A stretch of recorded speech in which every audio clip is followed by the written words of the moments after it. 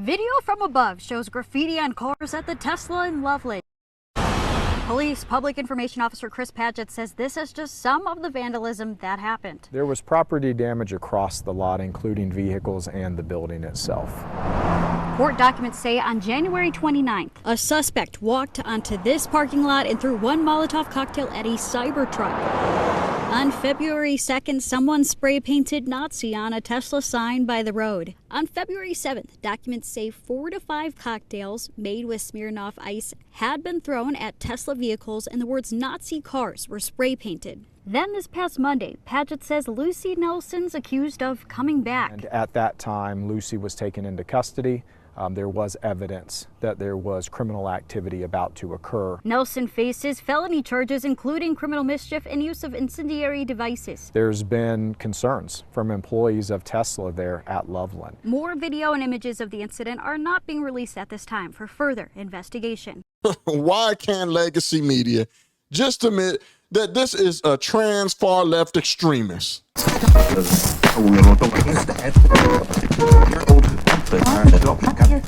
Man, it's your boy Craig Long 45 giving you more mean tweet commentary. I promise y'all I can't make this shit up, man. Today we're talking about a Transtifa. That's right, a trans far left extremist out in Colorado harassing, threatening, vandalizing, and putting explosives, allegedly, at a Tesla dealership in protest, I guess, of the different calls of action that come from the Democratic talking heads, the liberals, and the wokesters against Elon Musk, this Nazi in sync talking point that they have against Elon Musk. And people wonder why these acts of violence are happening. Maybe it's because of the rhetoric that comes out of their mouth.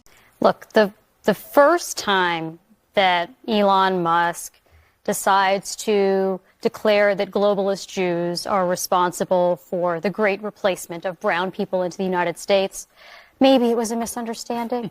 You know, the second time he said that Jews are pushing hatred against white people, that's a quote, you know, that was a little iffy.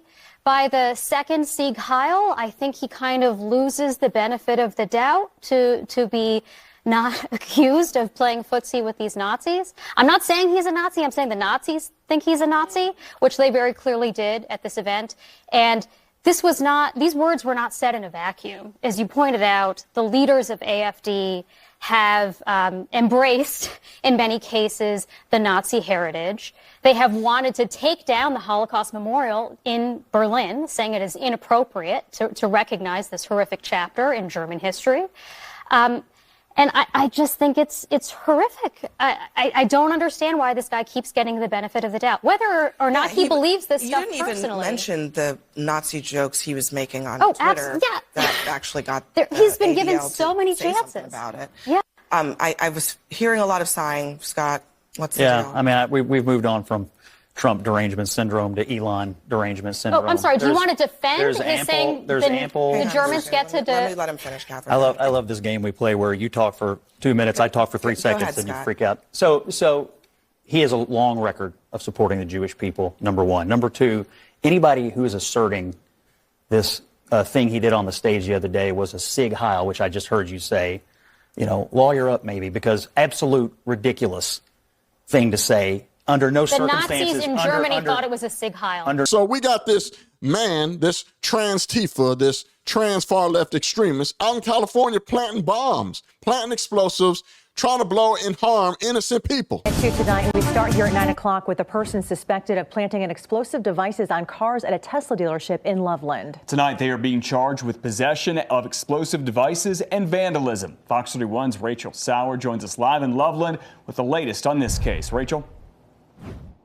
Yeah, Matt and Christine. Well, Loveland police tell us it goes beyond just the dealership and damage to property. They say if they hadn't caught the suspect in time, it could have been much worse.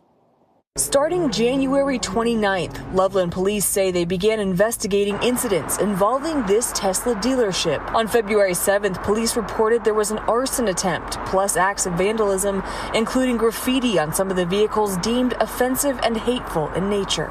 February 24th, Monday evening, we were working surveillance where we then encountered the defendant. The suspect, identified as 40-year-old Lucy Grace Nelson, was stopped before committing what would have been considered a Class 3 felony. Due to our officers being able to intervene, the act was not committed. Nelson was arrested on multiple charges, including felony mischief, but the most concerning one to police was the use of explosives or incendiary devices. I know that there's been some rumors that it was just some fireworks or bottle rockets, and that is not the case. That is not true.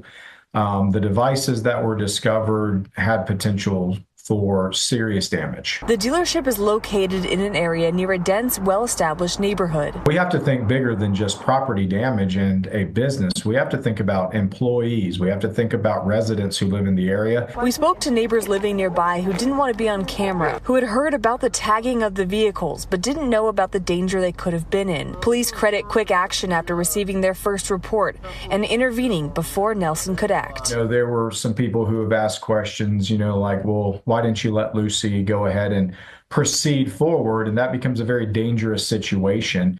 Yeah, Loveland police say Nelson was being held on a $100,000 bond and has since bonded out. Police are working with federal partners in this case as well. In Loveland, Rachel Sauer, Fox 31. So right on time and like clockwork, legacy media are all on sync with the bullshit. Talking about the headline of woman accused of repeatedly vandalizing Tesla dealership in Colorado. Same with the ABC article. Woman caught trying to plant explosive devices at Tesla dealership. Same with CNN. Federal charges filed against a woman. Even Fox News is on the bullshit. Woman arrested after explosive discovered at Tesla dealership.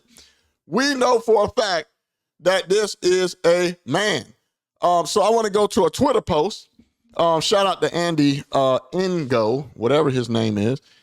But it just shows how batshit crazy and far left this guy was, posing to be a woman. And it seems it's like the powers that be are trying to hide, mask, and brainwash us and placate us like, no, men can be women, that it is a woman, and trying to hide the mental illness problem that we have in this country. I am a woman, and I use the women's restroom. And I guarantee you, not one of you will stop me. And if you got a problem with it, use a different bathroom. So this is the man up close, Lucy Grace Nelson. This is his jail mugshot. I don't know. Y'all tell me, do that look like a damn woman? No, I think that that's a damn man. But this is how crazy the fool was. He was a far leftist. This is one of his posts talking about Black Lives Matter. All he's doing is listening to the call of action of his people that he suckles from. He gobbles up everything that they deliver to them in the message of all this Nazism towards Elon Musk. Here's another post. Understand white supremacy and how to defeat it with Nazi shit. He was obsessed with this, literally obsessed with it. Here's another one. There's this trans flag, Lucy Grace Nelson. The guy was nuts, man. He had posts, according to my notes here, he had posts that also show he was obsessed with just fighting Nazism, and he believed that it was everywhere, kind of like the wokesters that we're so used to seeing. They believe racism is around the corner, and somehow they got some white supremacists up in the 13th floor collaborating against us. But this guy was batshit crazy. Here's another post of this old Mr. Lucy Grace Nelson. And I think if I go back to the original post here, Andy ends up, I think Andy puts his real name out there, Justin Thomas Nelson. And even in the police report, it says he has an alias of Justin Thomas Nelson, but he's going off of Lucy Grace Nelson. But in this post, it shows this clown dressed up like a damn, look at him. I mean, what the hell is wrong? Baby, I got her first dress. These people are off the chain, man. Here's a Reddit post of him grooming children and coaching them on how to lie to health professionals and family members in order to transition. And if you look at the highlight, I'm going to get out of the way so you can see it. It may be very helpful to delay puberty until you are either 18 and don't need your family approval. I mean, this is off the chain, man. Go to Andy's post. You'll be able to go and see it all the way. This is him again. Baby got her bra. Behold, the power of socks. I'm telling you, y'all, this is the clown. That ain't no damn woman, man. That is not no woman, man. But this is what we're dealing with. This is what we're dealing with, man. But I wanted to report on it because it's like all legacy media, they put out this false information. We have Democratic talking heads. We have shillers. They're all in sync with the messaging of this Nazi stuff and white supremacy. And all it is call of actions to batshit crazy people like him. These trans activists, these far left Transtifa people are doing calls of action, and you'll see these violences slowly popping up. The more rhetoric that comes out of their mouth.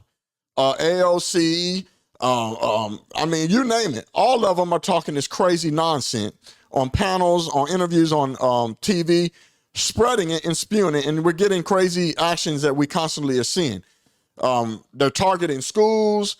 I mean, you name it, the mental illness is showing, but we're continually be gaslighted that they try to cover it up, and they don't want you to know that this is a Looney Tune that should be in an asylum.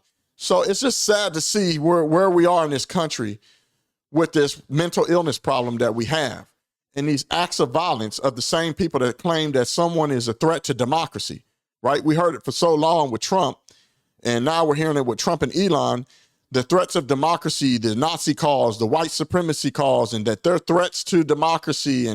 But it seems to me that they're the ones that are a threat to democracy with their rhetoric, because it's only been far left activists, far left batshit radical activists that are a part of the Democratic Party, they're foot soldiers for them, that are attacking us innocent people, attacking us conservatives, Republicans, or anyone that has an opposing opinion to their ideology. And it's just sad to see that I don't see any Democratic politician, someone trying to assassinate them. I don't see anyone shooting at them. I don't see any Republicans, conservatives, Proud Boys, as they love to say. I don't see any of us attacking them in any form of fashion. I don't see them getting bombs and stuff and explosives planted and people trying to harm innocent people. You just don't see it from anybody that's on the right. It's absurd to me. But anyway, I don't want to beat up this ridiculousness with these people. Y'all get where I'm coming from, but I want to know what your thoughts are, so put it in the comments. I do answer them. If it's your first time on the channel, please hit the subscribe and notification bell so you get more notifications when I put out more mean tweet commentary, aka fire and brimstone commentary. And for everybody else that's been supporting me and elevating my voice, as usual, thank you so much for doing so. I appreciate it from the bottom of my heart. And as usual, with the closeout, it's your boy Craig Long 45. You can't make this shit up. I'm out. Peace. Yeah, wait. You're old.